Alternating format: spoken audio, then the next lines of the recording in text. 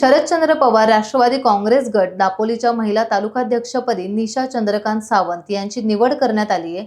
त्या संदर्भातील नियुक्तीपत्र खासदार सुप्रिया सुळे, महाराष्ट्र प्रदेशाध्यक्ष रोहिणी खडसे यांच्या हस्ते त्यांना नुकतेच प्रदान करण्यात आले। राष्ट्रवादी काँग्रेस पार्टीचे तालुकाध्यक्ष सचिन तोडकर, महिला प्रदेश सरचिटणीस सुजाता तांबे, माधव शेट्टे, रवींद्र गालेकर, वैष्णवी शिंदे तसेच इतर कार्यकर्त्यांनी यावेळी त्यांचं अभिनंदन केलं। दापोली तालुक्यातील पालगड या गावातील पवारवाडीत राहणाऱ्या दत्ताराम महादेव पाटणे या शेतकऱ्याने आपली 3 खंडीच्या भात शेतीची लावणी नुकतीच पूर्ण केली आहे। कर्जत 2 या वाणाची भात शेती त्यांनी यावेळेस केली असून 26 आणि 27 मेला त्यांनी भाताची पेरणी केली होती।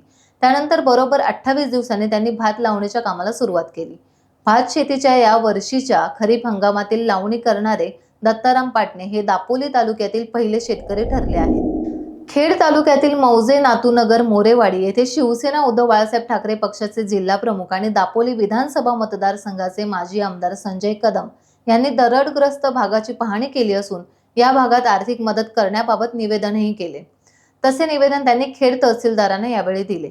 यावेळी पक्षाचे पदाधिकारी आणि कार्यकर्ते तेथे उपस्थित होते।